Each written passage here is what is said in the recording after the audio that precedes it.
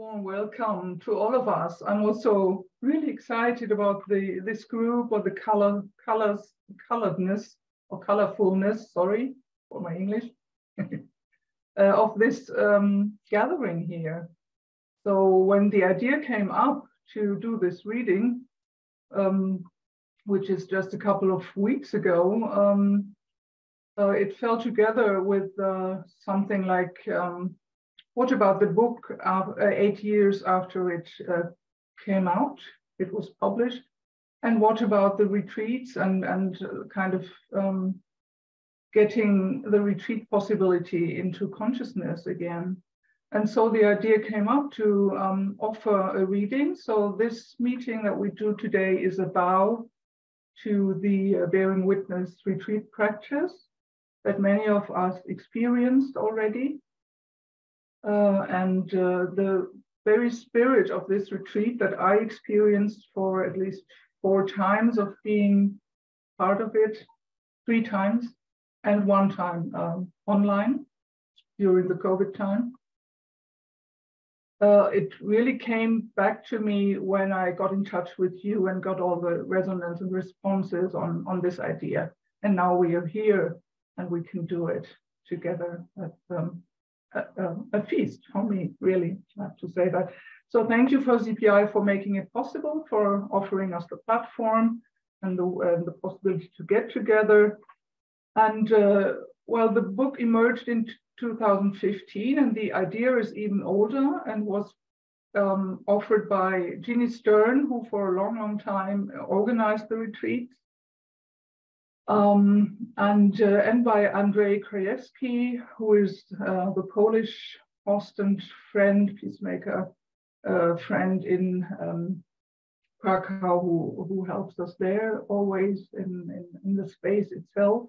And he greets you all. He wanted to join us and say a bit about the story of the retreat, but he's kind of ill, and so he cannot come, but he sends greetings to all of us. And well, there was a bit of a controversy about the book. It's not for everyone that experiences like this in a very special place and under very special circumstances should be written down or even published, the more. And so also Bernie Glassman was also always saying, be fresh, go as if you go for the first time, don't analyze it, don't think too much about it. But in the end, when some of us thought it is still a good idea to do this book, he kind of passively supported it also. He let it happen, and he also gave his name for the title, as you all know. So, and Eve, his wife, supported it very actively. She has 2 wonderful contributions in this book, of one of which I will, in the end of our meeting, read a short part of. To honor her, I asked her.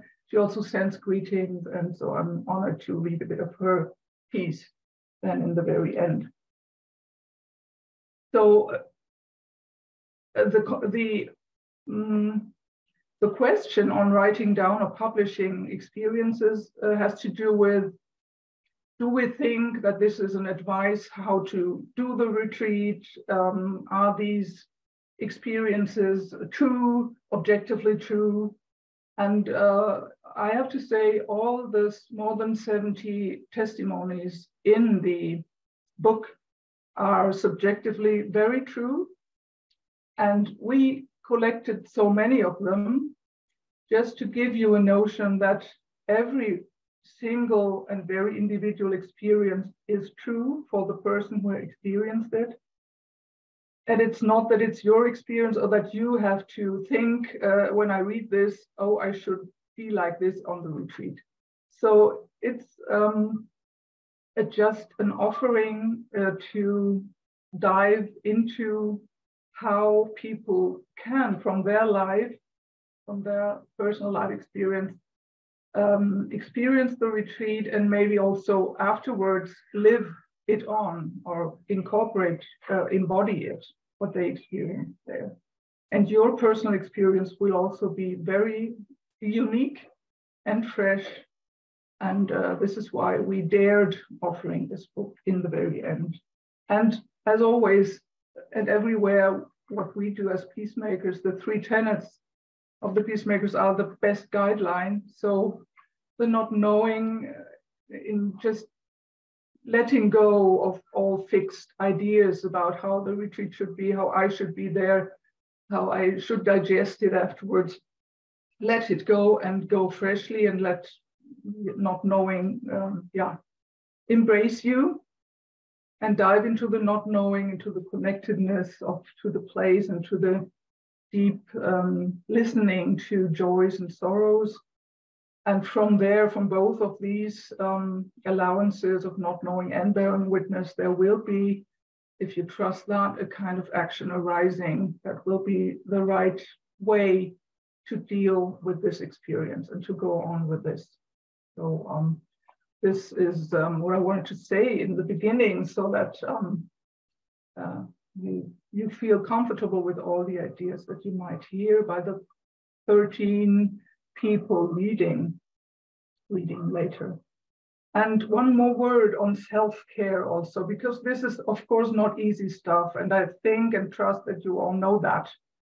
It's not just reading of a nice love story or something. So it's there are love stories indeed, but this is special, the experience. So the word I want to share also is, look to yourself, put your feet on the ground while listening, place your hand on your heart if that's good for you, have something to drink like water or tea with you. So take good care of yourself. And also here, the 3 tenets are wonderful. So if you feel that the wheel of thoughts is turning in your head, take a deep breath and return to the not knowing space, the wide and open space of not knowing. If you get conscious of that, you're carried away by your thinking. And also if there comes something up like feeling overwhelmed, just take a breath, breathe deeply, and return to the connectedness and connection that bearing witness offers to the here and now. That's helpful during times when we feel or start to feel overwhelmed in a way. And if you don't know what to do or have the feeling you want to jump up and do something finally, take a breath again and return to not knowing and bearing witness, and trust that from there and abiding there, the right action will show up after this event as well, after listening to all these stories. So these are my starting remarks. The event will go like this. After I finish now, which I finally do, Barbara will also welcome you as one of the spirit holders of the retreat. And then we will start the reading part. It will be 13 contributions of mostly, no, not mostly, how do you say it in English? Not more than 5 minutes, some less. And after that, Rainer will give us a bell and we'll have a minute of silence so that we can let it settle in, what we have heard. And then the next person will read, and that will take quite a time. And so a bit more than an hour, we will listen to readings. And after the last reading, there will be another silence, which will be a bit longer, and we will get some, as we are so many people, we can't really go into a sharing within the time. So we'll have the chance to kind of reflect a bit in the chat, if you like. And after that, there's also still a bit of time to talk about the upcoming retreat, and to answer questions and so on. And if you feel uncomfortable or if you feel a bit of discomfort or stretching about the length of the reading or the event, please try to invite that discomfort as a tiny, tiny echo of what a place like Auschwitz offers as leaving the comfort zone that we usually abide in.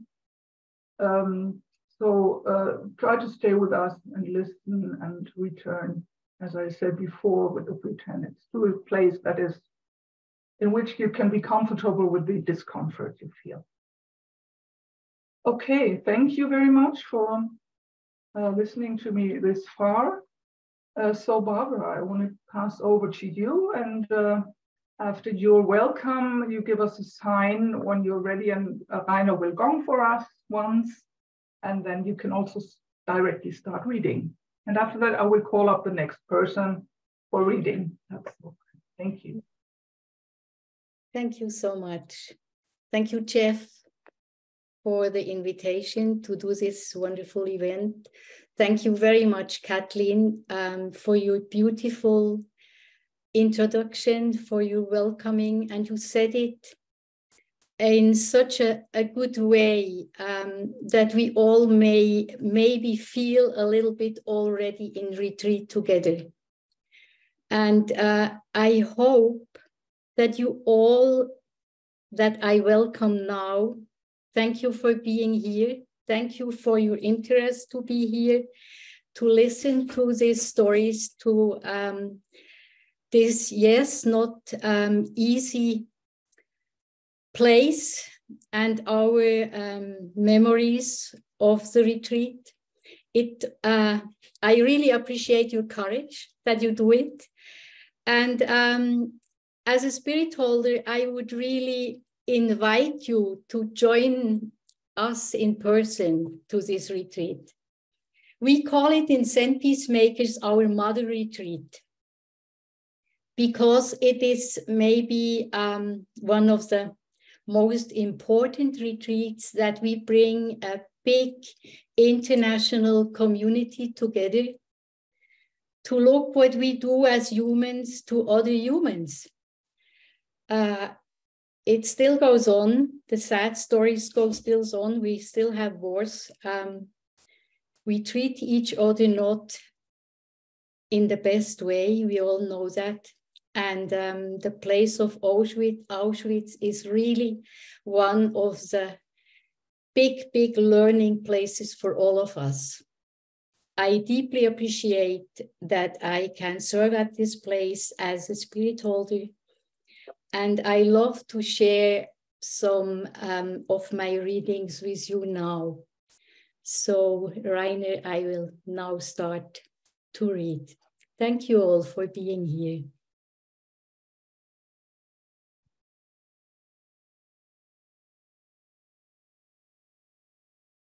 Auschwitz, a wandering crack through time. I remember that the size and the targeted structure of the camp took my breath away when I saw the site for the first time. And even so, I returned again and again, now since more than 20 years, to support the retreat as a spirit holder. Each time I arrive, I'm overwhelmed anew by the sight of the fences, the watchtowers, the barracks. The enormity, the size of the place, the dimension of history, and of the countless interconnected personal stories that I encounter here at Auschwitz and Birkenau expanded the borders of my consciousness. They became much more permeable.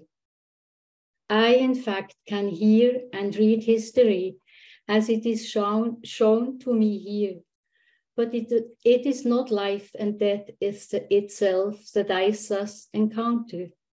It is only the memory of it, and it's the shadow testifying it.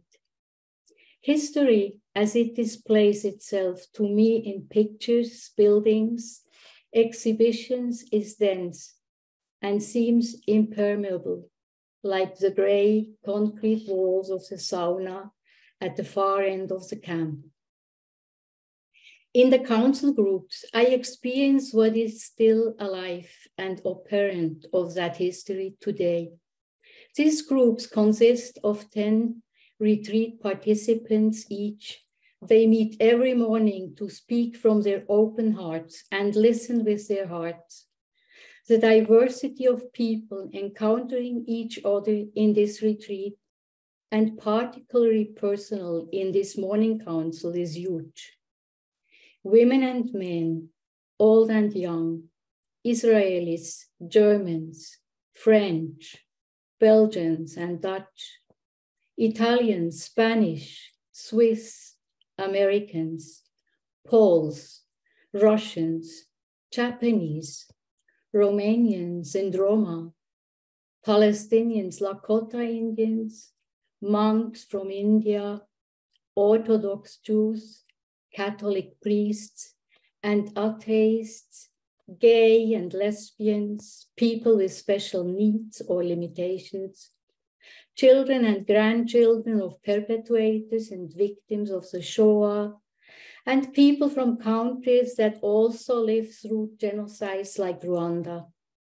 They all share their stories here. The council sharing I was lucky to be part of with their diversity of cultures were and are great teachings to me. I tremendously appreciate this experience. All the stories I have heard became part of my life because I witnessed them. I remember one afternoon when our group of 100 people was sitting on the selection ramp in a big circle. In the center of the circle was the altar with the box containing the lists with names of those murdered here. This afternoon, snowflakes covered the altar, and little by little, they also mantled us in meditation, sheeted the stones on the ramp, the roofs of the barracks in the background, with a light white layer. I was shivering with cold. Even so, I was sitting on a mat with warm winter clothes. The iciness crept into right in my bones. The snow was blown into our faces by a freezing wind. My eyes watered.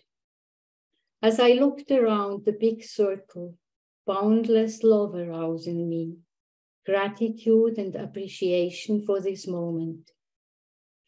Appreciation for the people who took it on to cultivate this practice together, who didn't flee, who didn't distract themselves, which would be so much easier. I was touched by our courage to bear witness to ourselves and to the collective history that had assembled us here. I felt gratitude towards the place, towards the practice here in this place, where once there was so much noise, violence and horror. To sit in this silence together in order to learn what it means to be human among humans, in order to listen to the teachings of the place. I sensed that we were welcome, that it was good to be here. Bearing witness in Auschwitz has made me more awake for the suffering, but also for the joys in the world. I didn't find answers, but encountered my urgent desire to appreciate every moment of life. Life is uniquely precious.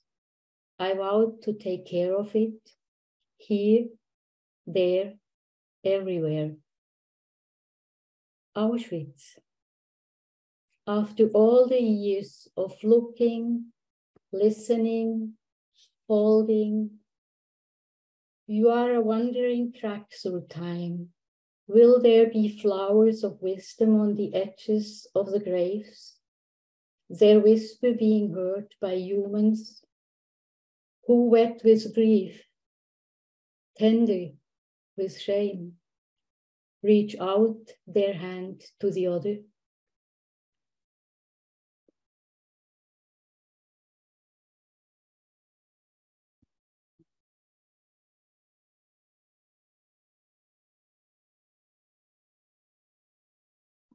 Leider den Gong nicht hören.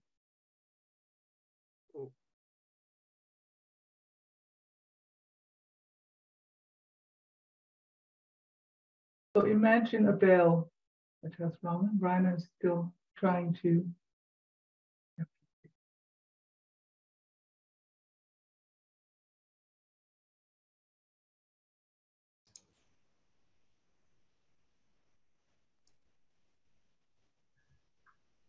I could offer an alternative if you want to. I'll try again. Can you hear it now? Okay, sorry.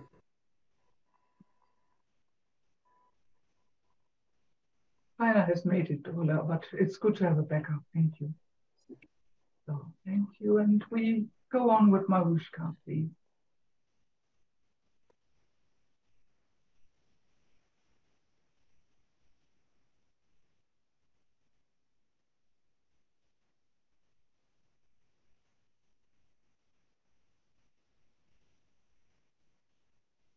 So I just want to start by saying that I'm deeply grateful to you, Kathleen, and to everyone that I know from these retreats. It's so good to be with you all again. And, you know, like you and Barbara mentioned, I am feeling already a lot of sadness. So I'm just trying to kind of embrace it. And, you know, I'll read through the tears because I'm feeling them already. And I just want to start by saying that, you know, I started to come to Auschwitz in 2012 because I had, my parents were both Holocaust survivors that lived in Poland at the time. And I hadn't really faced what they had gone through for like 58 years, right? So this was my beginning journey of really trying to just begin to understand what they went through, because my parents were silent about it. So I just wanted to say that before I read.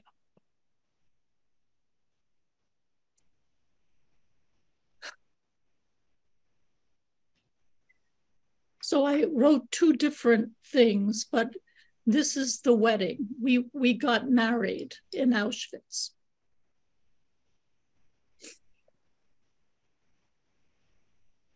In 2014 was my third year of bearing witness at Auschwitz.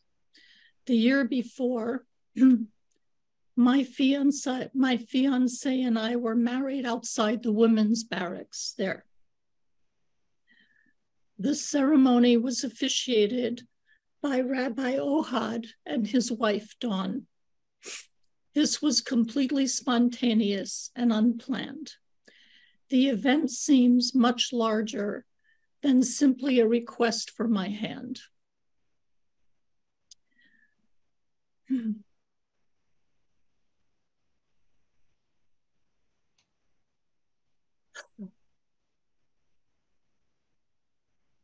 We spent time in the women's barracks and the men's, and women and men separately. So the men went to the men's barracks, the women went to the women's barracks. It was a very emotional time for me.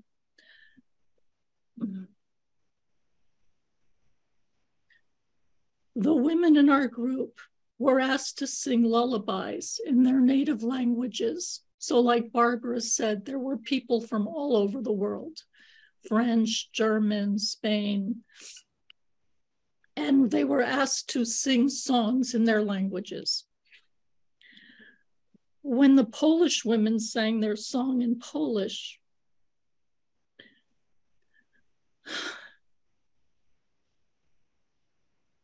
I realized that my mom only sang to me in German because she felt so betrayed by her country, you know, by Poland, after she was liberated. And I missed being soothed in this beautiful language. They spoke Polish when they didn't want me to understand, but my mother never sang me lullabies in Polish. This opened up deep feelings in me that I didn't realize were there.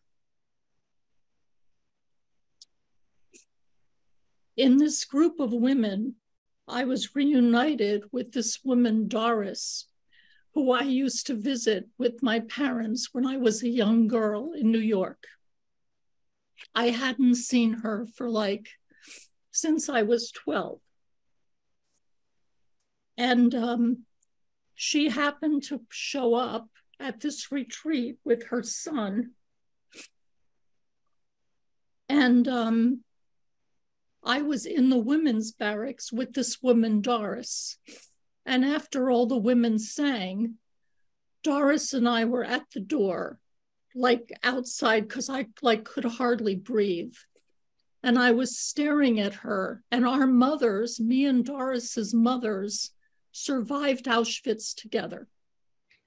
And I was looking at Doris's eyes in the women's barracks, and I felt like I was my mother as a young woman, looking at Doris's mother through Doris.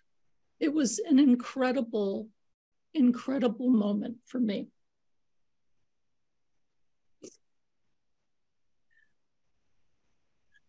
When we came out of the barracks, I heard the men of our group singing as they came closer. I believe that Tracy, my husband, unconsciously wanted our marriage to be witnessed by my relatives who had died at Auschwitz and other places in Poland.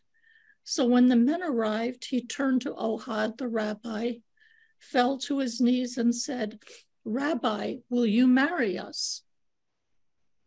As if by magic, a few people held up a scarf as a chuppah. Others found something borrowed and something blue. People were giving me presents. We had a Jewish wedding that was filled with love and grace. As I write this, my heart fills with joy and tears.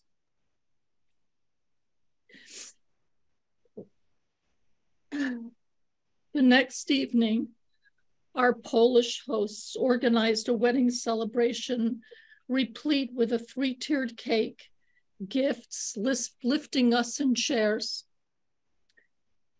Polish wedding games, multinational displays of talent, and of course, vodka, a Polish-Jewish wedding that could have not been more perfectly orchestrated. Ours was the first wedding that has occurred during the Peacemaker retreats. In this place that is associated with such unspeakable horror, fear, and darkness, our group found a way to bring love, grace, and life. I heard the spirits rejoicing. I actually spoke to my relatives when I was in Auschwitz, and they told me that they don't want us to go there and just be sad and cry. They want us to also be happy and celebrate life and joy and mitzvahs and parties. In the spirit of not knowing, I invite you to turn your compassionate awareness towards all that's here in Auschwitz, the darkness and the light. When Tracy and I experience hard times, I think of you, my peacemaker friends, and my dead relatives, bearing witness to our union. This memory helps me to rediscover the love between the two of us and amongst all people. Bearing witness has led me on a journey that has been magical, heart-opening, and expansive.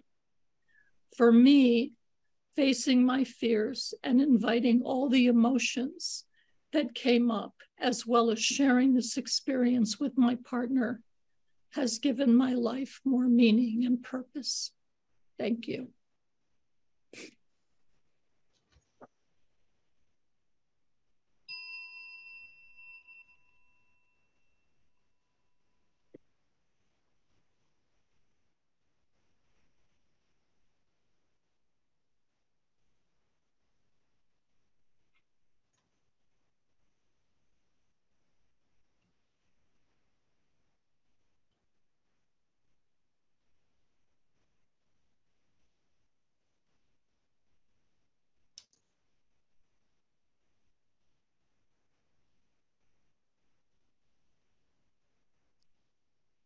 Sabine, please.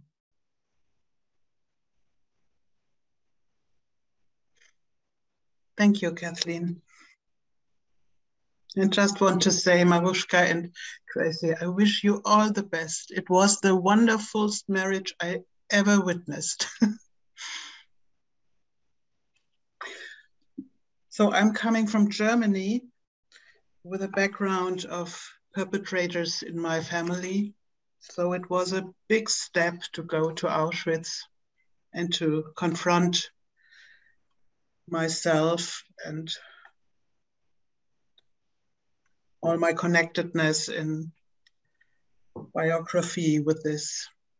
And at the end of my first retreat, which was in 2013, there came a poem to me in English, I think because the retreat language is English. So at the end of the retreat, my thoughts were in English. And I want to share with you this poem. Millions in a rainbow, breaking through the taboo, coming near to you, seeing you were here. I remember I never forgot. Touching your bed, touching the wounds, hearing your voices calling names, crying for mothers, fathers, sisters and brothers, crying for God and crying for help, smelling your life, smelling your death, crying million tears for men in black boots, singing a song for the children. You are safe, like in the storm a feather. Seeing the kids cleaning a toilet in a place full of mud. How crazy. Touching ruins that stand whole and full of aliveness. You call me to be with you. Or is it me that recites your names? Feeling the separation of time. Long ago you were here? No, now we meet. I give you bread and water and tea and apples. I bow before your innocence. You are millions in one rainbow. I go where you go, give love and prayers. Sitting beside the trees, your final home. Witness your being here, one with the world, as real as every leaf on the ground. In the background, a rabbi mourns.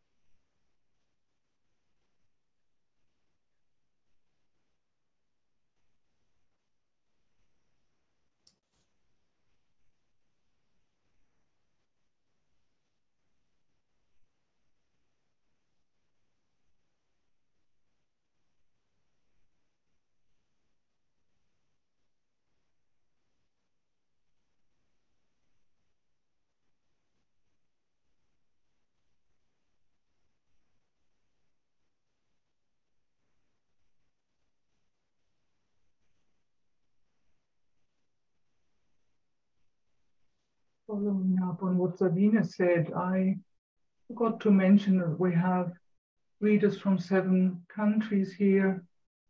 So we already had Switzerland, Turtle Island, the US, and Germany reading. And now comes again a man from Turtle Island from the US, Peter Sternberg. Please, Peter, very good to see you.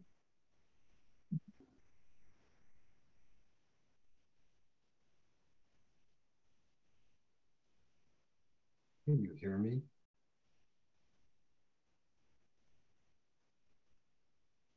You unmute me? Can you unmute me? Now we can hear you, Peter. You can? Yes. Yes. Okay. Peter, can you put your video on? Peter is on 2 channels. There's a video there. I can see him, and the tone and the sound is on a different channel, so to say. So we can see you and hear you, but on 2 different. That's weird, but okay. Yeah. Here we go. Yes. Hello, dear friends. This is an adaptation of my original essay. While carrying on as a successful psychotherapist and family man, I was nonetheless a fearful, one might say quietly paranoid person. I had a 3rd-degree black belt in one martial art and was well-versed in several others. I had various weapons strategically placed around my house. Our passports were always up to date, and I had gold coins, just in case. In October 2013, after attending a conference on post-traumatic stress disorder, I asked myself, why would I have this collection of objects and skills? At that conference, I heard the presenter speak of reconciliation, and instantly, a thought that had been incomprehensible became necessary. I have to go to Germany. What this meant was encountering the people and places I had determined to avoid out of my paranoia and hatred, and having been exterminatable in their eyes. I heard about the Zen Peacemakers bearing witness retreats at Auschwitz and signed up for the 2014 retreat. In preparation, I plunged into my past. I used my practice of Tai Chi to ground me, anchor me, calm me as I toured my inner world of personal and collective trauma. I was one of 2 Americans and the only Jew in my council group at that retreat. This is how I introduced myself. From age 11, when I first became aware of the Holocaust, I had a fantasy in which, as an American flyer in World War II, I could firebomb Germany until it was a sheet of glass. I've named this part of me, my inner Hitler. My fellow council members looked at me, nodded their heads, and conveyed full acceptance of my rage. They were supportive and thought I was courageous. I went on. Had I been a young German male at that time, I surely would have been swept up in the madness and become part of it. And the following story illuminates why I believe this. As a 21-year-old college student studying neuropsychology, I became seduced into a study that my professor and I found intriguing. He offered some of his stock of monkeys for me to do experimental neurosurgery on. He thought I could turn the project into a PhD. I was beside myself. What was being offered to me was unheard of. Undergraduates don't work on primates. I felt academically honored. Everyone I told was impressed. I did not consider, nor did anyone think to question, the consequences of my undertaking. So I pulled on the heavy leather gloves and pried a terrified monkey off of the bars of her cage. And in doing so, I began to devastate her life and my own for glory, for status, for ego. The initial intoxication did not prevent me from becoming appalled at what I was doing to those creatures. Although sickened with myself, I saw the project through, wrote a paper, and never set foot in a laboratory again. Thus, I found myself in a strange intimacy with the perpetrators at Auschwitz. In council, I spoke of my victim experience, being a 15-year-old new boy cadet at a military school where I experienced anti-Semitic brutality and whippings. And then, on one occasion, surrounded by old boy cadets, they ran a long broom pole down the shirt sleeves of one arm, across my back, and down the other shirt sleeve. Using the pole ends protruding from my sleeves, they hung me on hooks on a wall and proclaimed I was crucified. The council group received me and accepted me. On the selection platform at Birkenau, I read the names of victims, including my paternal grandmother's family name, the names given to me by friends, and also the names I had given to my poor monkeys. I had acknowledged all the other animals upon whom I had experimented. It was not humans I experimented upon, but on the selection platform where Josef Mengele prowled, stood a self-identified perpetrator, for to those animals, that is exactly what I was, openly taking responsibility. It was a breakthrough moment for me. I knew this because of the lightness that followed. And the outcome of the retreat? At Auschwitz, the barriers of a lifetime came down. I watched a lifetime of hate and paranoia crumbling in the moment. In their place, acceptance, understanding, compassion, flowing to me and flowing from me. My Tai Chi practice carried me through the experience as a way to harmonize energies within and outside of me, as a martial art for confronting evil outside of and within me. And I found Tai Chi to be an offering of prayer for everyone who had ever been at Planet Auschwitz, myself included.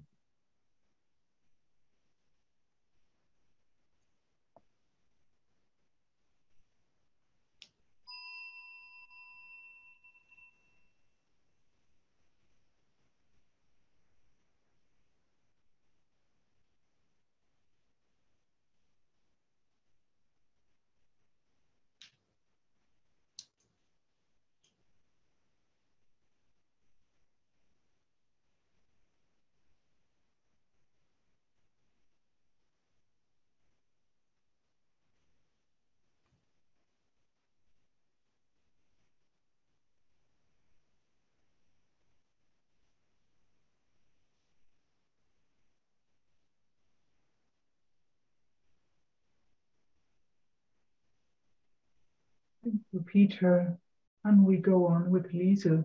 Lisa, please.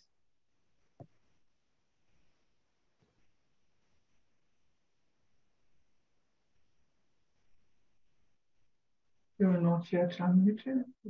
Please welcome. Yes. I guess I'm the only Lisa here. Okay. I'm in Quebec, by the way.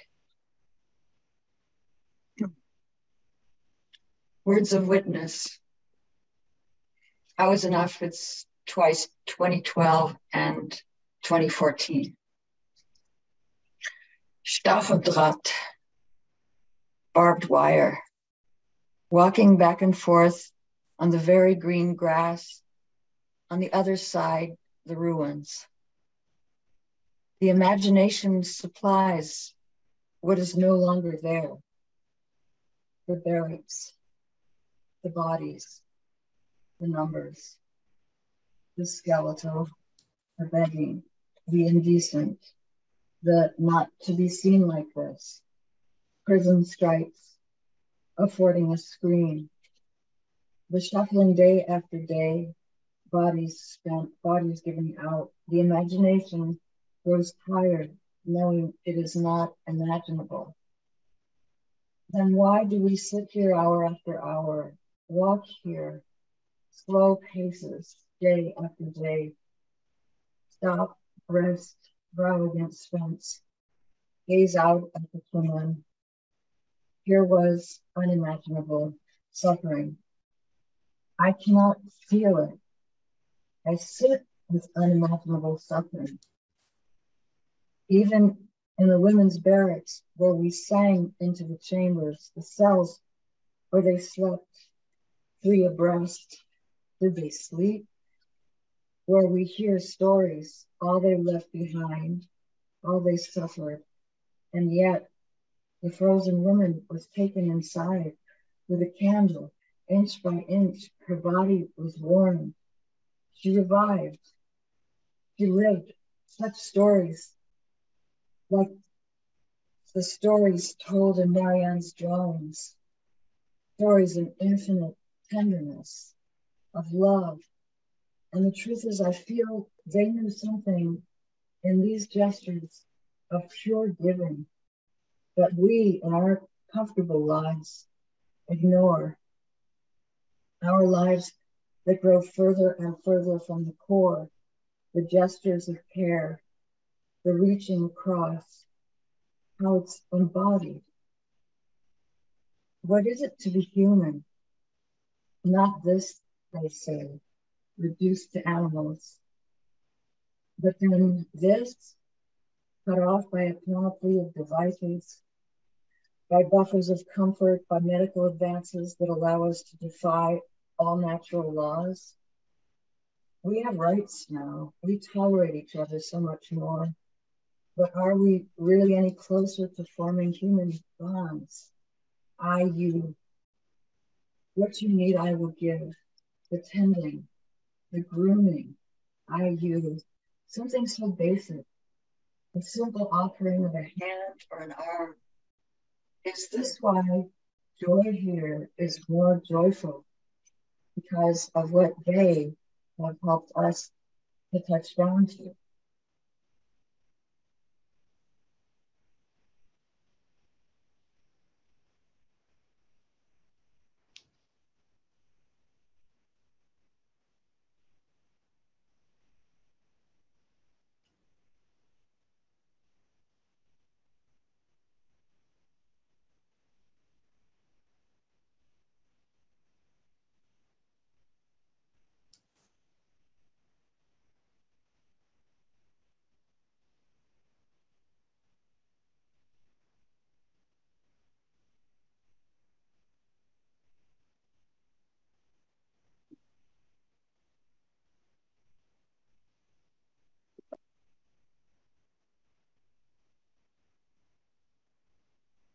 Thanks, Lisa, to Canada. Thank you.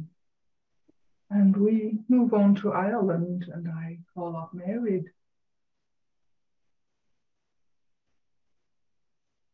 Her entering, can't see her at the moment.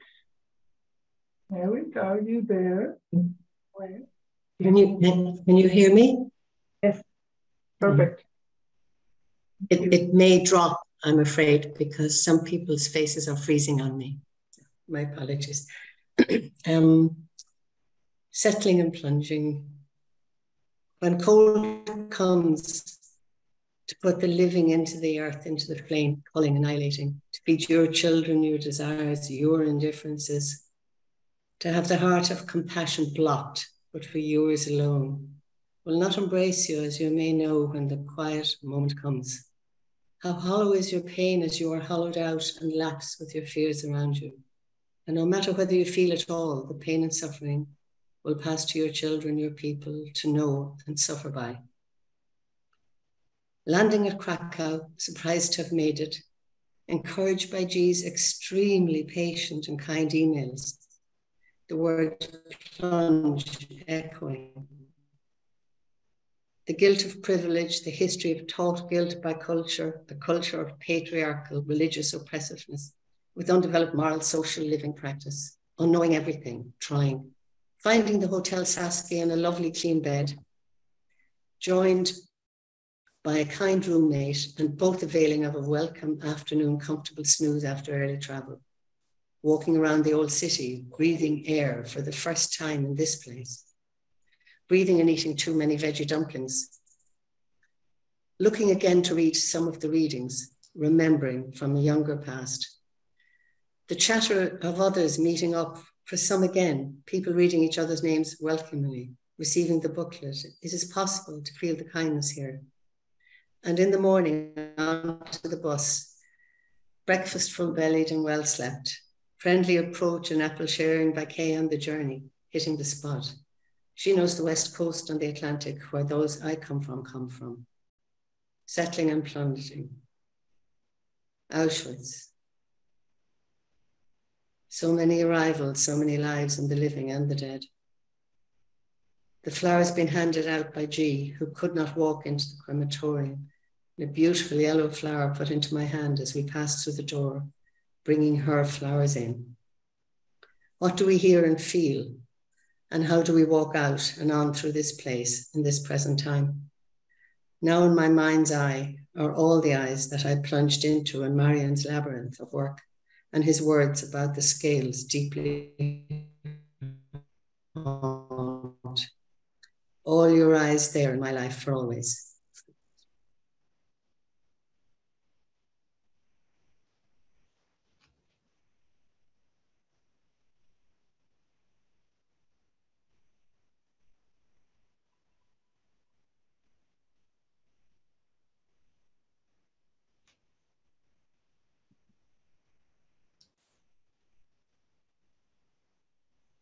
Please.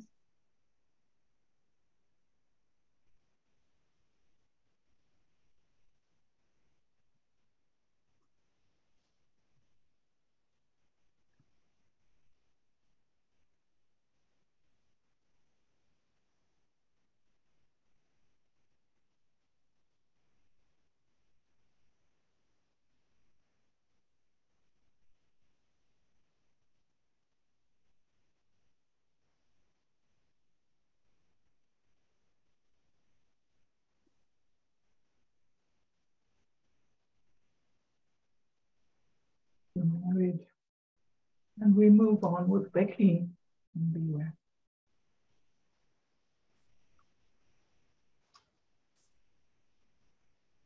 I want to start by acknowledging Georgia Schlieffen's artwork that graces the cover of our book. I had the wonderful experience of meeting her and spending quite a bit of time with her in 2010 at the Auschwitz retreat, and then again in 2011.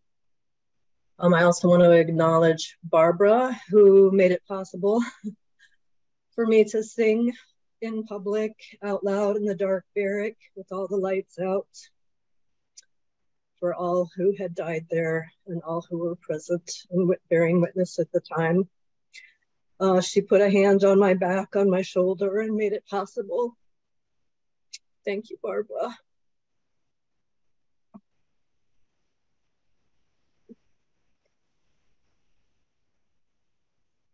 After the traumatic death of my nephew in 1998, grief followed me, a slow, laborious scraping away of the life I'd been navigating, of the person I thought I was making myself into.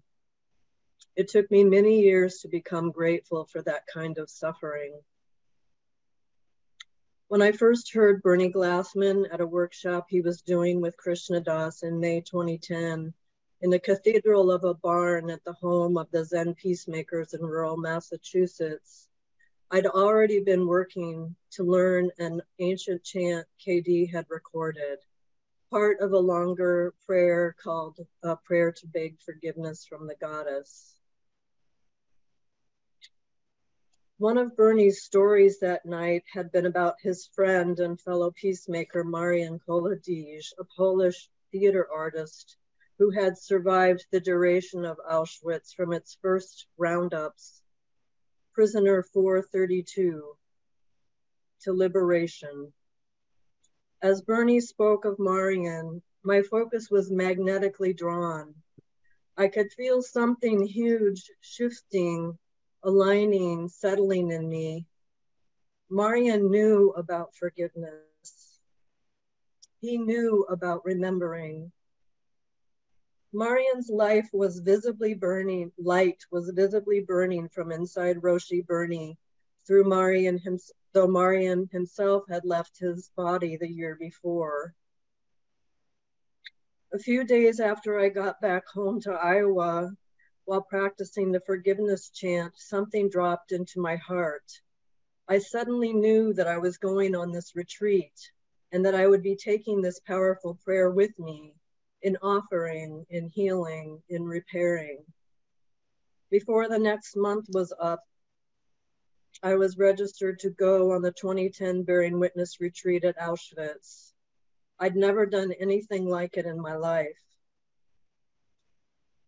Being in Auschwitz stripped me down. There is a terrible loneliness and tremendous and almost instant to the core intimacy with people. I fell in love with many times with people both living and dead.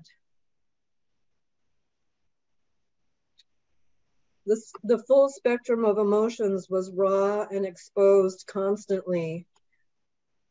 I could go from provoked mother she-bear while looking at photos of children in thin prison garb, standing in the snow for roll call, to quieted monastic after having sung the forgiveness prayer inside the gas chamber at Auschwitz I, without a single person walking through, to passionate spiritual warrior holding the cracked and breaking ones, or the lover from another lifetime, all in one day. My sister, who was my nephew's mother, was in prison for his death when she experienced postpartum psychosis and he died in her care. She had gifted me a dozen colorful paper roses she'd made for my birthday that year. Making things in paper was the only way she could give presents, and it meant a lot to her. Once I knew I was going to the world's largest prison, I knew I was taking those flowers with me. I kept one on my altar at home and brought 11 to place in and around the camps. I left one on the bunks in the children's barracks, and one in the women's as well. I wrapped a yellow one on the fencing at the false gate of Birkenau and inserted a pink one between the lines where the train rails began to diverge. There is an old side-lined cattle car that received a blue rose. I placed one on the temporary altar at the center of our mandala, along with the many other offerings there. Next to one of the ash ponds are 3 stone tablets. I left a rose on one in the Jewish tradition of leaving pebbles and rocks on top of tombstones. In Auschwitz I, the gas chamber, the crematorium with its 2 small ovens I had seen in a documentary film as a child, the execution wall already laden with flowers, candles, notes, and photographs. The peacemakers meet in the women's and children's barracks to light candles, tell stories, and sing. The children's barrack was one place that I didn't care that the close quarters with people so near would make my singing so public. I sang for my nephew and for all those children who had lived there. I sang while I walked the aisles and sprinkled Jacob's light onto every bunk and the spaces in between.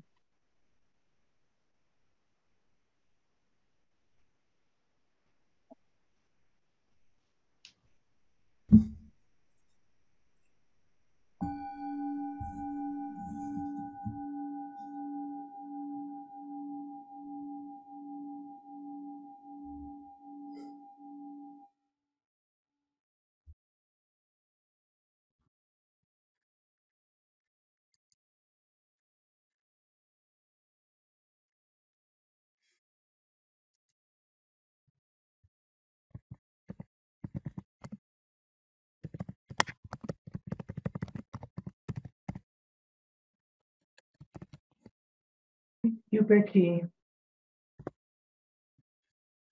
Next person reading is from Sweden, and that's Aki. Aki, please go ahead.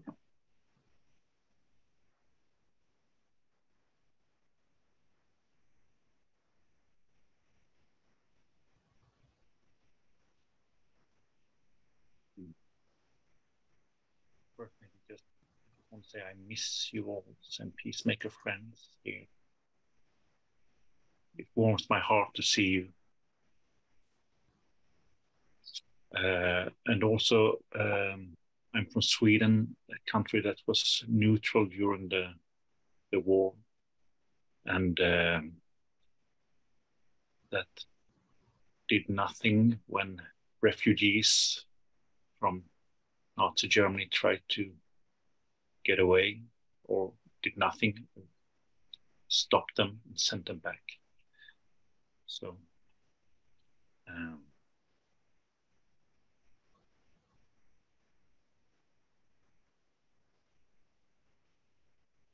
on one occasion during the retreat, we walked along Death Road a long corridor lined with high barbed wire fences, which starts at the selection platform and divides two parts of the camp. The road is muddy with the grey clay which sticks to everything at Auschwitz. We visit two large gas chambers. It was here that most of the new arrivals were forced to strip in a nearby grove of pines for want of a changing room. And then they were herded to their death. As I stand there, I feel the pain and sorrow as a blow to the chest, and I know that I have to come back by myself. A little later that day, I'm sitting on the ground under the pine trees. The air is heavy and the sky gray, and I'm close to tears. As I sit there on the ground, I start chanting the Buddhist purification ceremony. Suddenly, there is an opening in the leaden cloud cover, and the sun warms the grove. I continue chanting and notice that I'm not alone. Everywhere around me, I see women, I see children taking off their clothes, their eyes wide with terror, and their hands frozen. Soldiers shouting harsh words and jabbing the hard butts of their rifles into soft flesh. And I'm filled with compassion for them. The frozen terror of the children and women, the hate-filled, numbed actions of the soldiers. I chant and they disappear into the forest around me. A crow is gazing at me from a branch. I get up and leave too. The next day, as I meditate in one of the men's barracks, I see myself as a thin prisoner. My clothes are thin and do little to keep out the bitter wind. We have just received a ration of bread and watery soup. Hunger gnaws at me, and I know I have to have more food. My 15-year-old son is with me, weaker than me. He escaped the gas chamber at the initial, but now he's at the end of his strength. And I see myself take his bread, and I meet his gaze. His eyes register disbelief that this, the ultimate betrayal, can be happening. I look him in the eye as I slowly eat the bread. I am the starving prisoner. On the selection platform, I am meditating as evening draws in, and suddenly I become aware that I'm wearing a uniform and have a gun in my hand. Some ragged children newly arrived are walking in front of me. I lash out at them using my boots, using my rifle by turns. The children in front of me continue on their way, and I think about my own family, the wife, the children who wait for me at the end of a day's work. I'm also a soldier in the SS. I came here to make a journey in time and space, in body and mind. I see that I'm part of what happened to those who died were me. The soldiers who murdered were me. Those who knew about it were me. In Auschwitz, I came face to face with pain, terror, but also love and caring, and pines which rise above the plain and the gaze of a crow, filled with curiosity. And Auschwitz is beyond all words. There is no language. There is no word for this place. And yet I have to say something.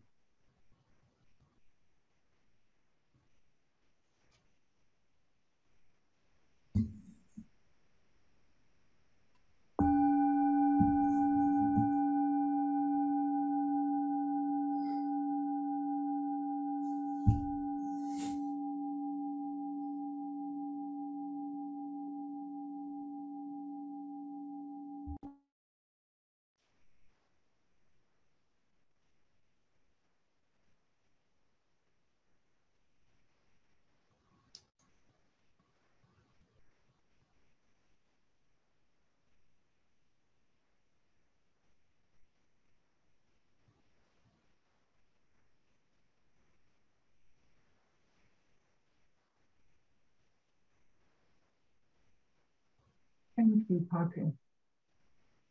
And we go on with Sheila in the US, Little Island.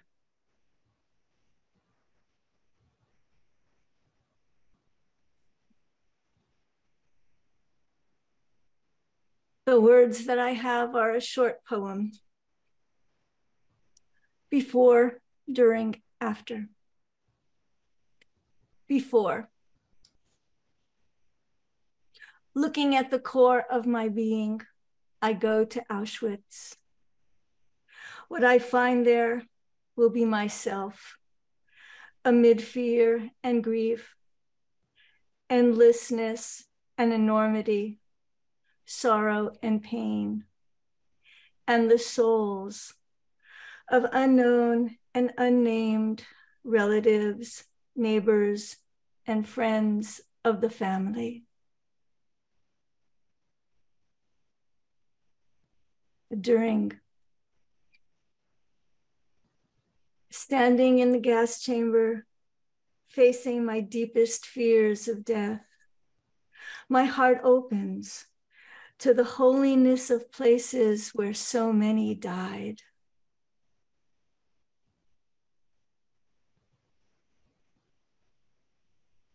After,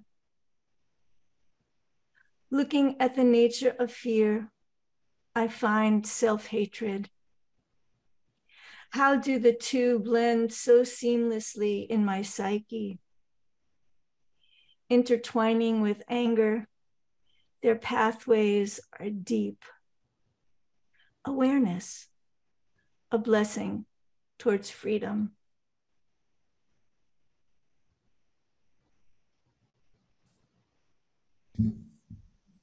I do want to say that so many memories are coming up for me being here with you today.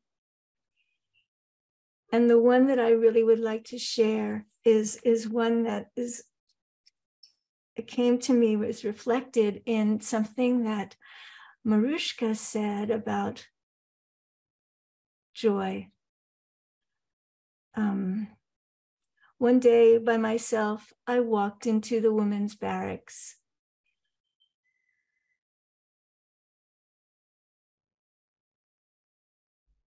And I danced. I danced along the aisles. I remember how uneven the bricks were and how full the barracks were. And as I danced, I just felt that the women were happy, loving it, encouraging me, dance more, dance more.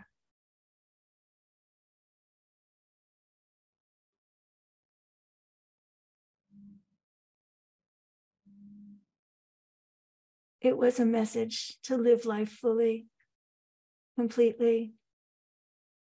And I really appreciate the opportunity to share with you right now. And so treasure the sharings that I'm hearing. Thank you.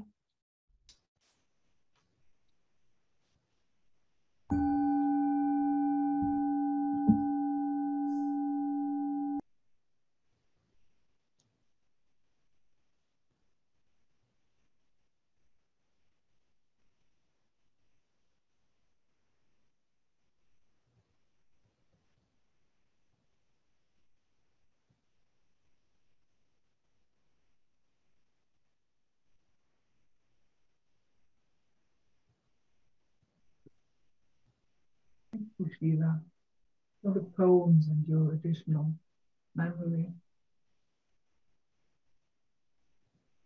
Now we have a friend from Germany and Netherlands, liebe Dorle. Herzlich willkommen und gebe dir das Wort.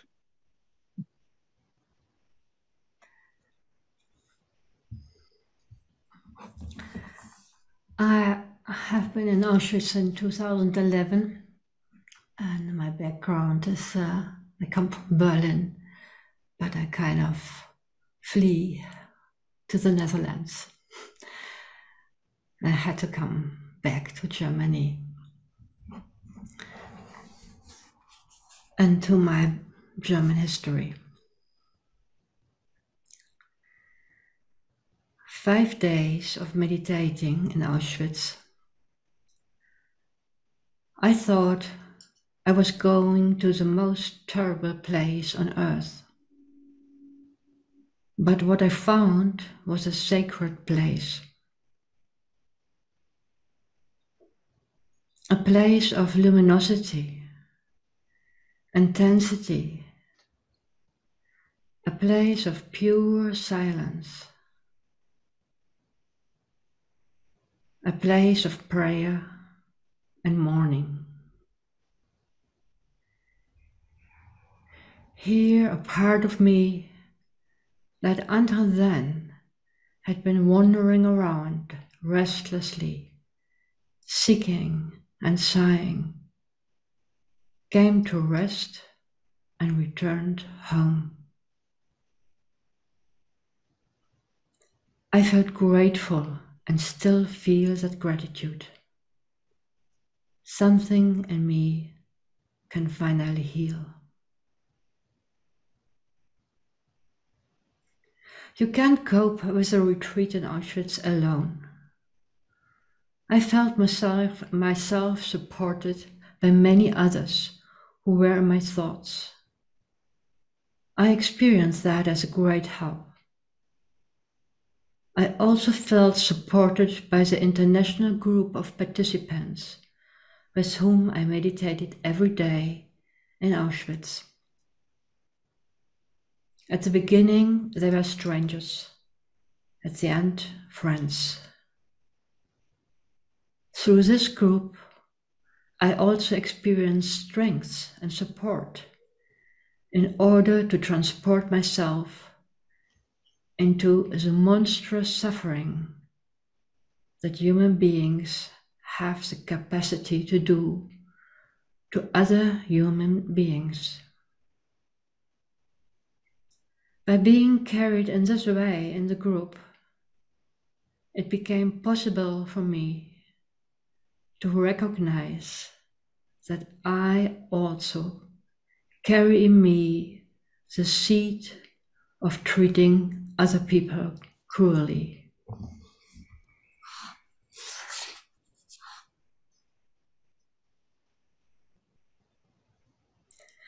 Since I'm back home, I sense that there's still a lot to be worked through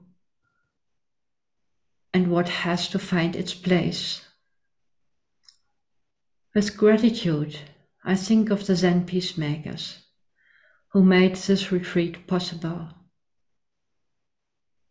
I'm also grateful towards the other 100 courageous participants, all of whom I have taken into my heart.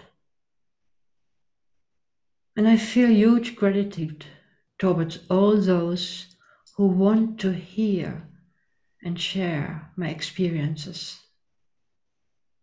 That is also part of my healing.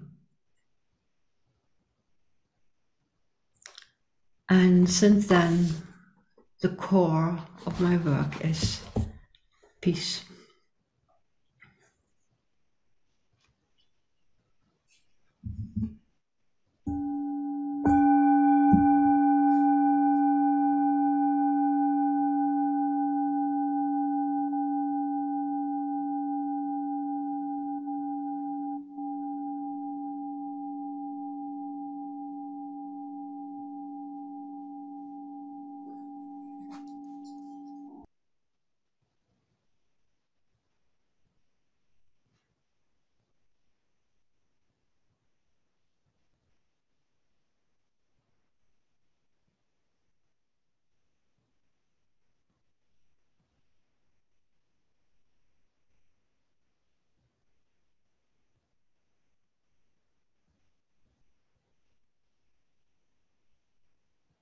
Thank you, Dole. We pass the word to Rainer, my German neighbor and peacemaker brother. Lieber Rainer.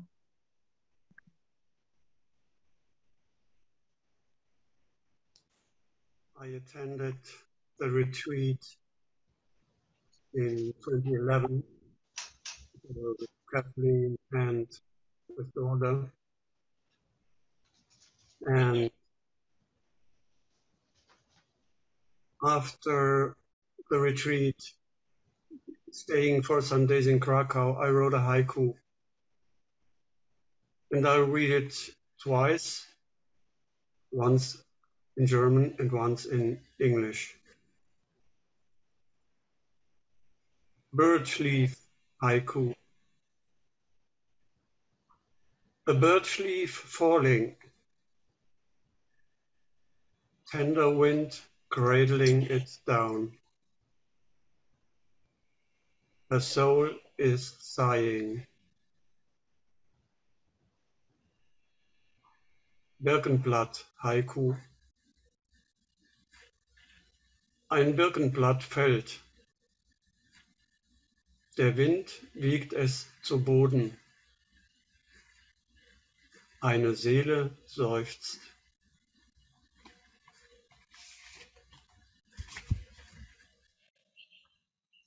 And there's another poem I would like to read.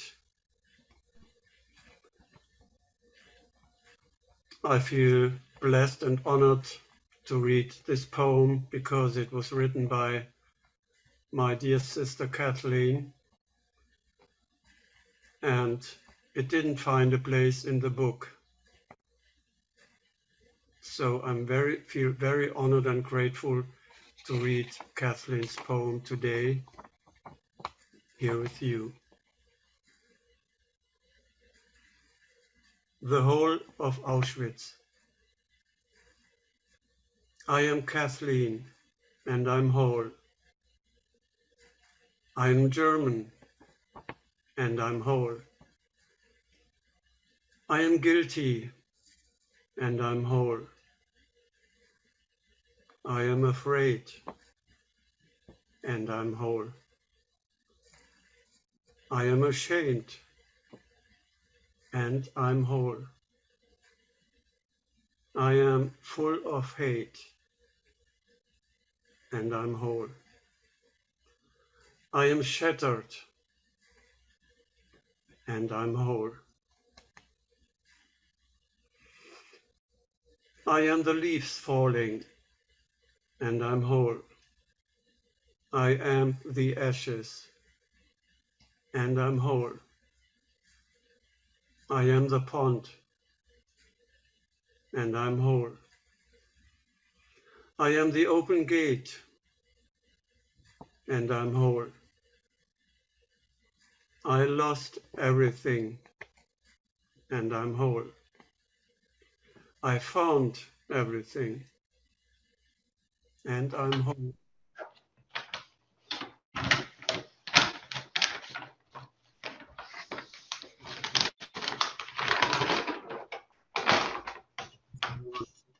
Please all, yes, close their mics, sorry.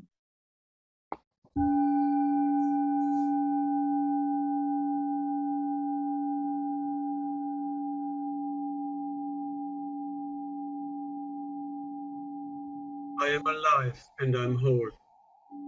I am myself, and I'm whole. I am you, and I'm whole. I am we, and I'm whole. I am not, and I'm whole.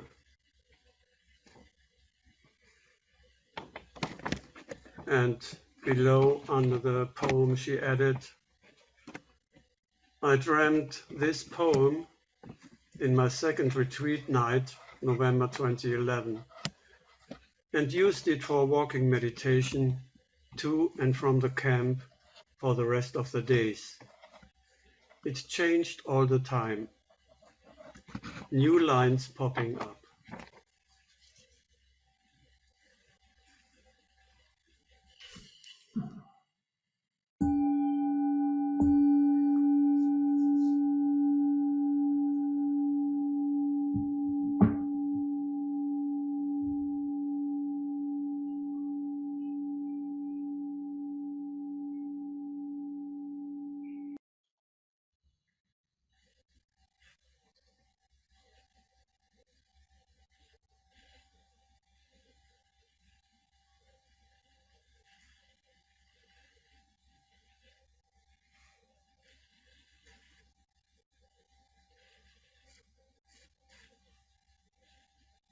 Thank you.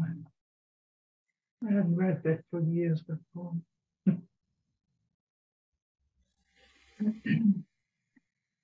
Now we turn to Annie, who's living in Great Britain at the moment. This from the US, from Turtle Island. Looking forward. Hi, Annie. Thank you, Catherine, and thank you everyone for being here. I am so honored to be able to join you today.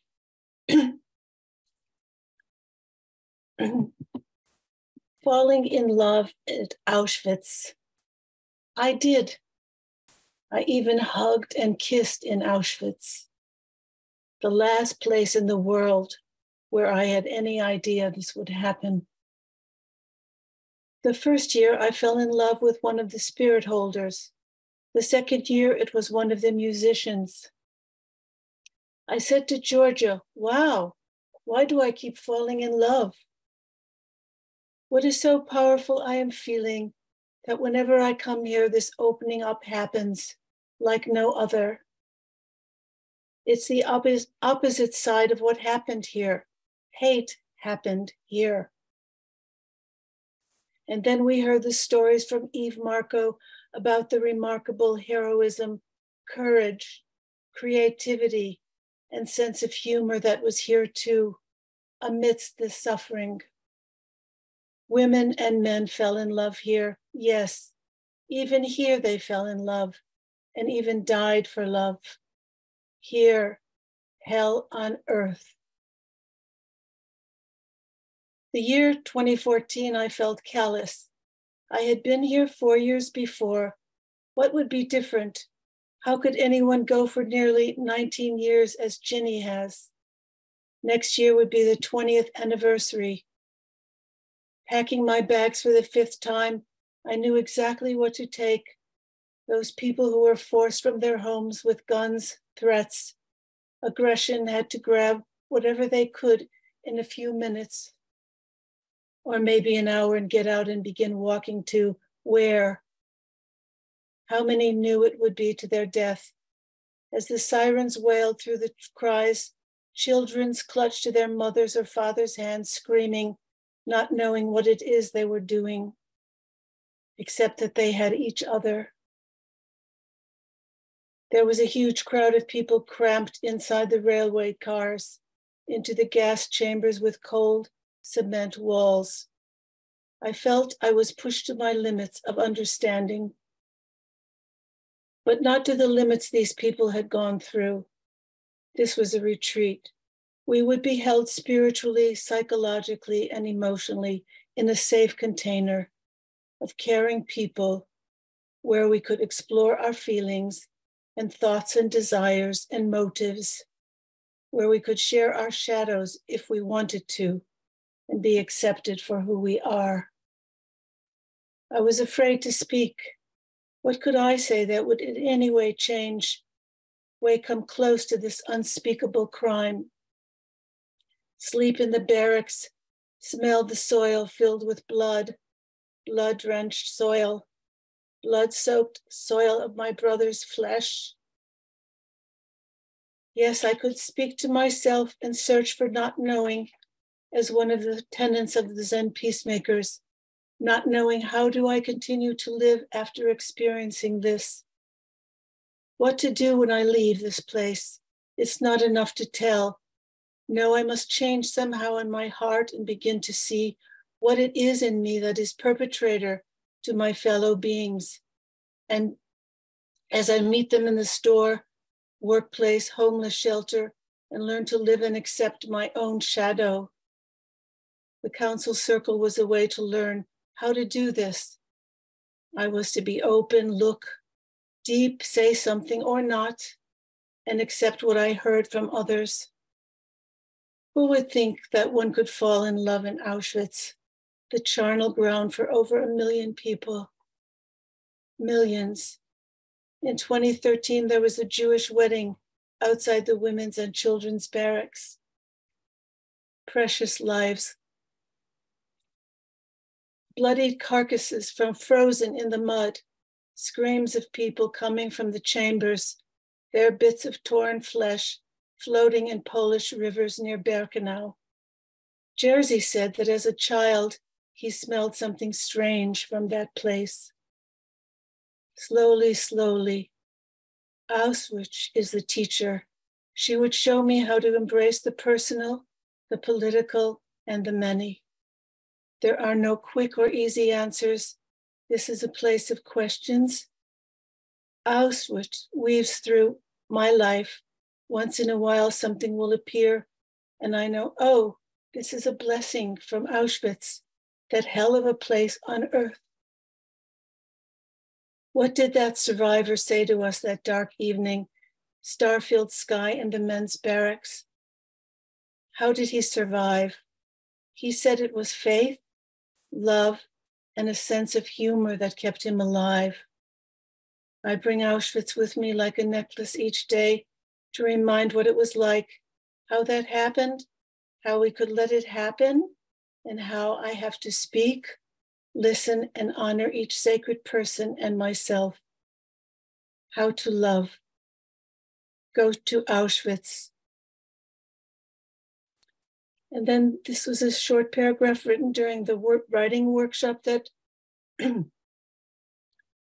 was held after the retreat in 2014 by Kathleen. Bernie was watching the trees scream, knowing they smelled death too. The trees blew around wildly and slapped the perpetrators to their knees. Then they apologized for taking away lives, for tearing apart children from mothers, lovers, from each other, fathers from sons, daughters, wives, grandparents, and kinfolk. Why must the music be so loud? Can we please order a sandwich for all of us? My mother would say, why didn't they run, fight, or escape? I don't know, Mother. They did. I am practicing not knowing. Bearing witness brought me to my knees. Loving kindness, which Bernie says, arises from the first two. Really? Do you know anything about love? Come here. Thank you.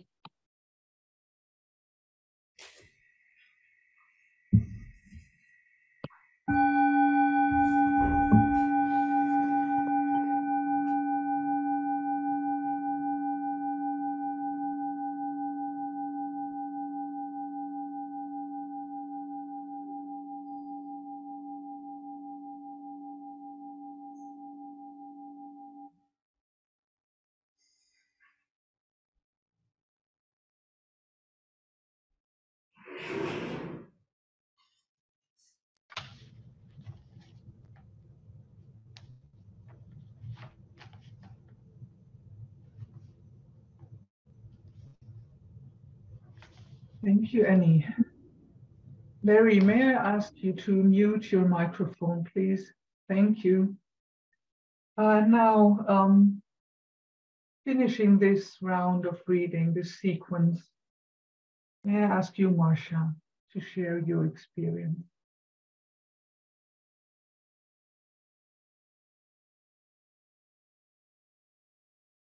Hello, everyone.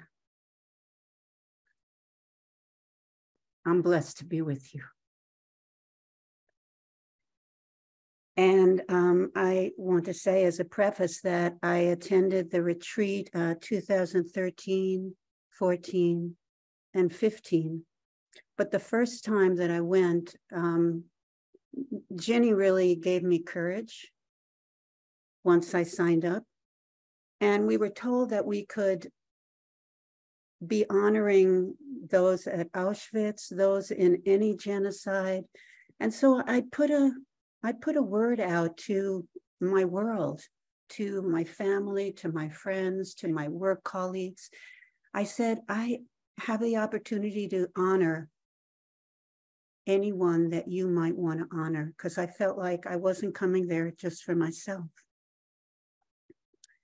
And over a 2-3 month period of time, more and more names came in from people that I had no idea had been touched by the Holocaust or by genocide in their lives. And this became a tremendous learning and teaching for me. Dear family all, I returned from Auschwitz-Birkenau, having brought my love and tears to the place. The place as teacher was profound, stunning, shattering, silencing, outrageous. Standing there, lying there, sitting there, walking there, smelling there, breathing there, feeling there, learning there, dreaming there, it remained unimaginable and devastatingly real.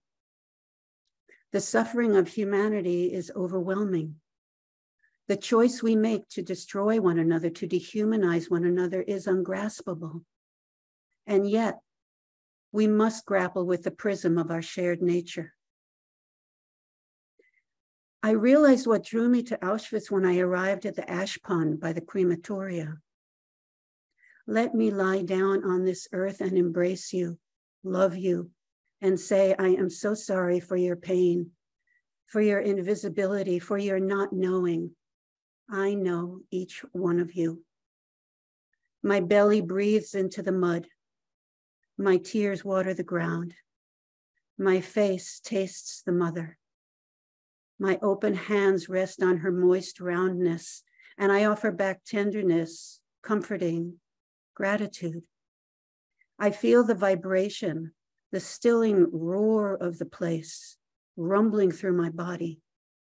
I hear a sweet voice chanting the El Malay Rachamim prayer nearby. The earth and trees were the strongest continuity for me in bearing witness. The beautiful birch tree forest. Birkenau means birch. How do beauty and cruelty coexist? Their presence, rootedness, shimmering luminescence, their life-giving sap, their sheltering embrace witnessed it all. They were there and remain there today. Wishes, sounds, cries, murmurs, prayers, wind, frost, absorbed into tree memory. Voices not forgotten, held within a living vessel, nourished by the ash of their very life force. The trees gave me strength to keep questioning. I want you to know that I brought 118 names that you entrusted in me to carry to the place. This was the greatest honoring of all. You blessed me to be a carrier of names. Each name, each person, each family was called out in their fullness with respect and love in recognition of their presence and their absence. Names were chanted by people in 4 directions simultaneously toward the center of the circle. I listened to a woven cacophony of sound and at times found myself floating in a sea of golden threads. I entered a swirling meditation of life and death. I mourned. I offered a silence and a presence and a prayer for healing. The circle bowing to those who came before us. Thank you for the blessing of your names. I am deeply grateful to the Zen Peacemakers and Bernie Glassman for shaping and conducting a retreat at Auschwitz of such depth and integrity. Peacemakers created a container of safety and freedom to follow wherever one was called to go within themselves. They challenged our courage to step outside our comfort zone of feeling, thought, and action. No pre-planning of intention. I entered into a rabbit's hole of profound grief and disintegration, and somehow I stepped out into love. One afternoon, a small group of us gathered for a Jewish service in front of Crematoria 1. Standing on the ash-filled earth, I leaned on a birch tree for support. A Yiddish melody cradled my insides. The sun broke through, and over us, a rainbow arched the sky. We were stupefied in wonder. A rainbow over Auschwitz-Birkenau? How is that possible? Everything exists at the same time. It is not understandable. We are called to speak up. I made a vow to choose love. May the celebrations of light in all traditions at this time of year illuminate our choices, our actions, and our paths to peace. Thank you for holding me along the way.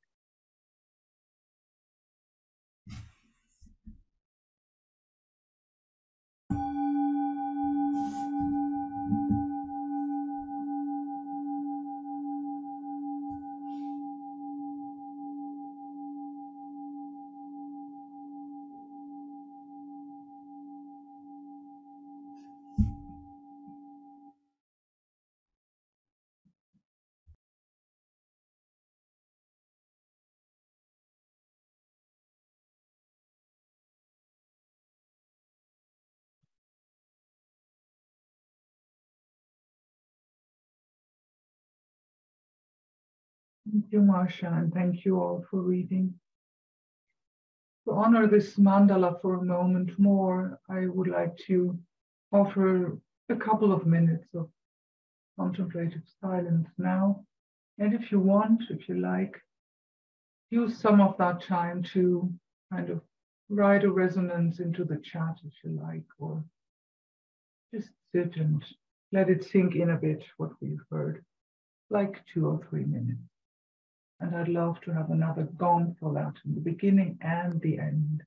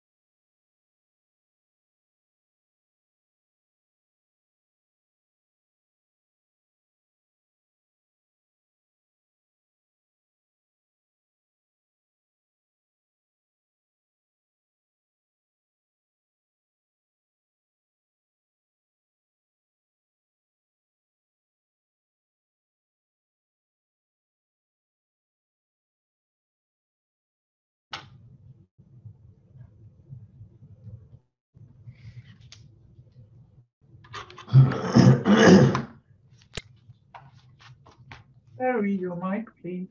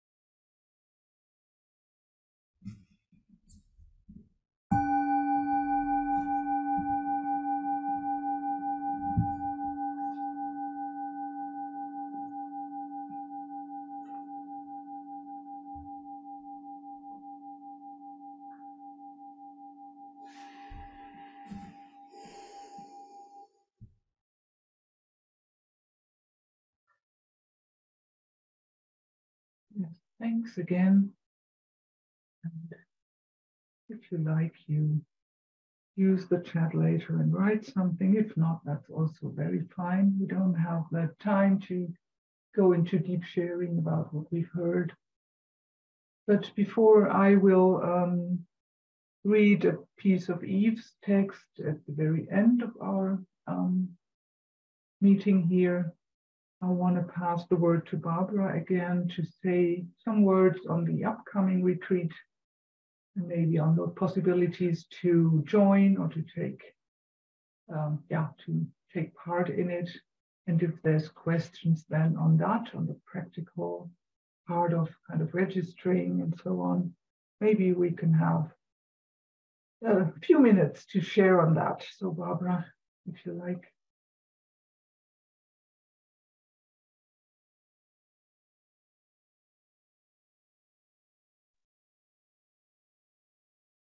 So Kathleen, you mean now?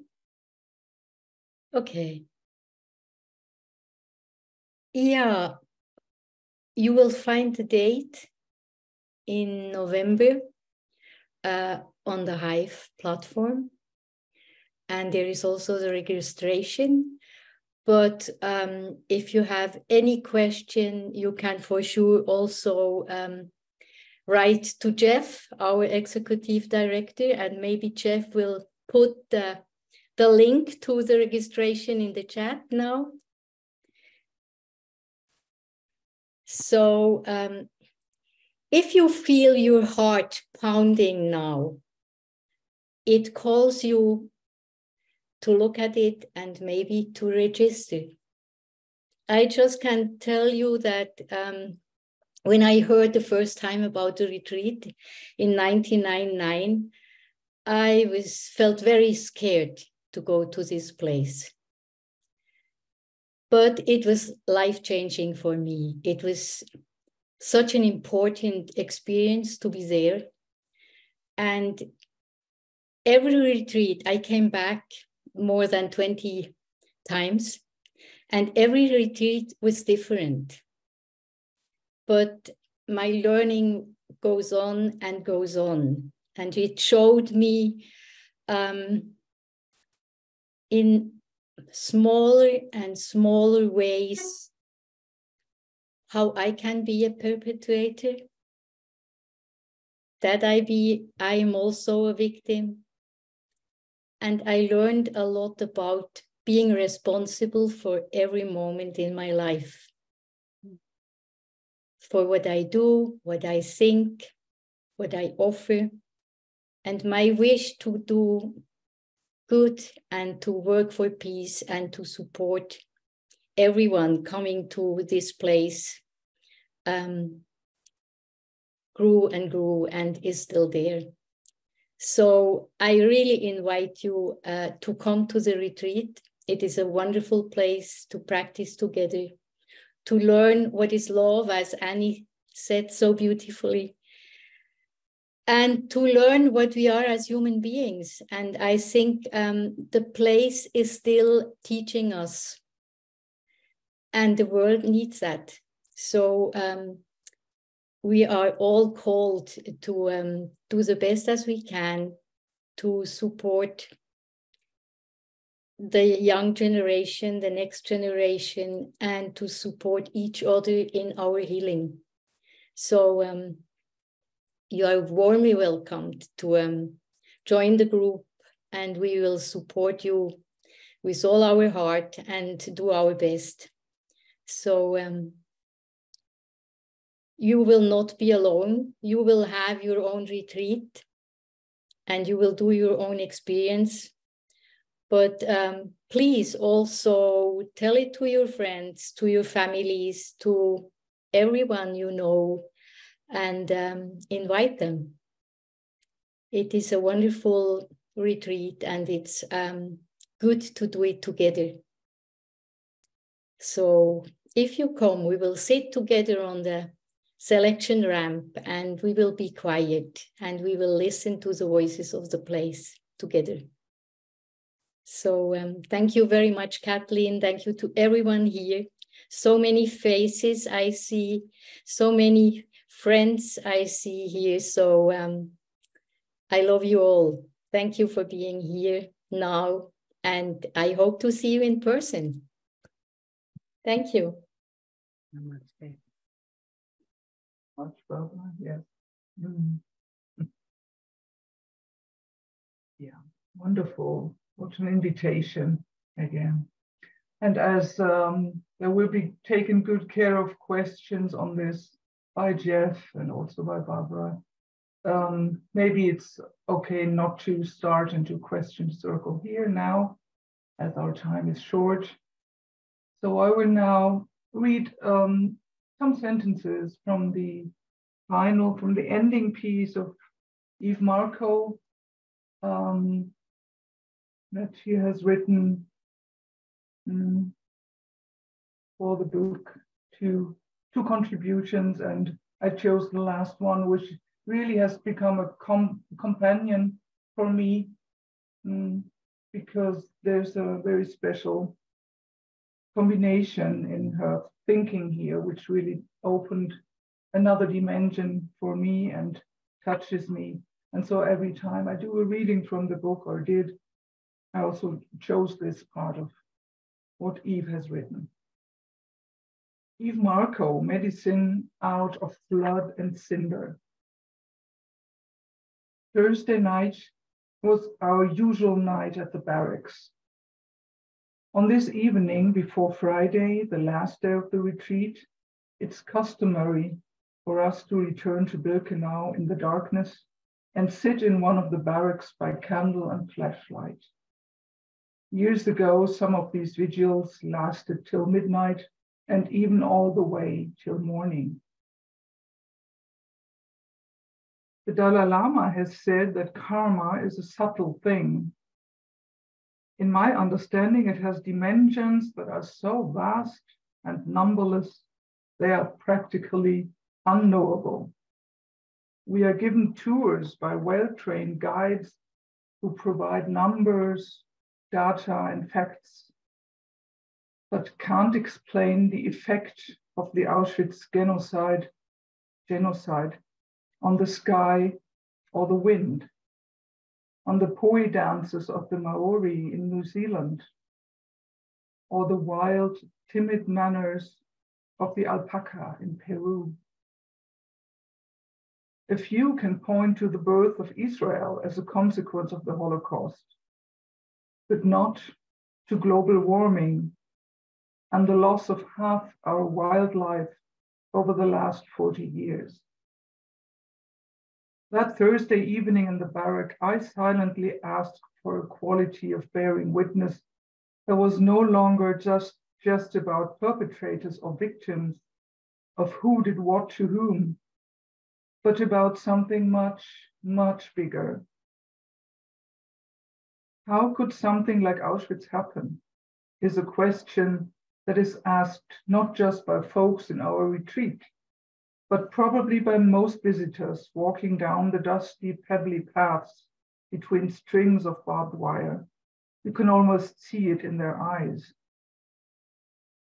The American President Dwight Eisenhower said that if you're having trouble to solve a problem, make it bigger.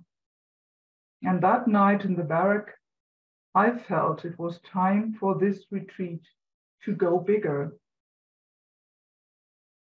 I looked up again and again on Thursday and Friday at the gray skies over Birkenau and asked myself not what the inmates saw there 70 years ago, but what will be seen there 70 years from now.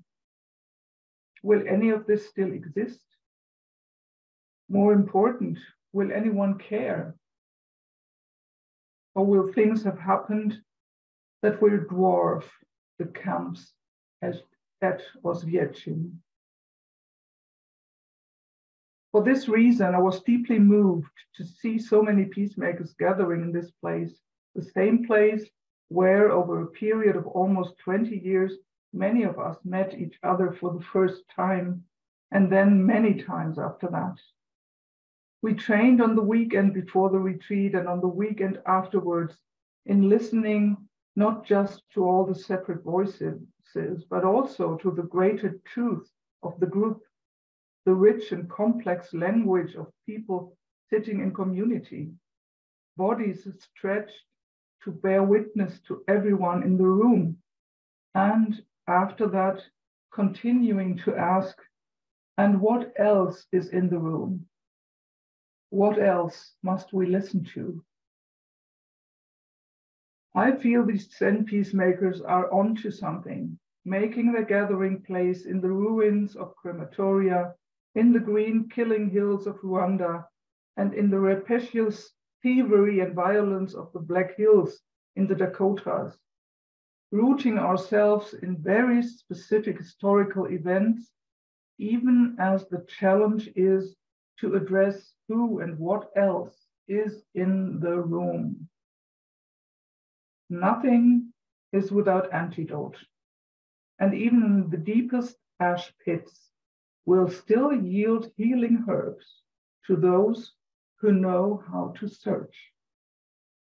So perhaps our work at Auschwitz, Murambi, the Black Hills, Srebrenica, and the streets is first to bear witness to what happened, and then find some way to create medicinal potions out of blood and cinder, a new chemistry for our precious world.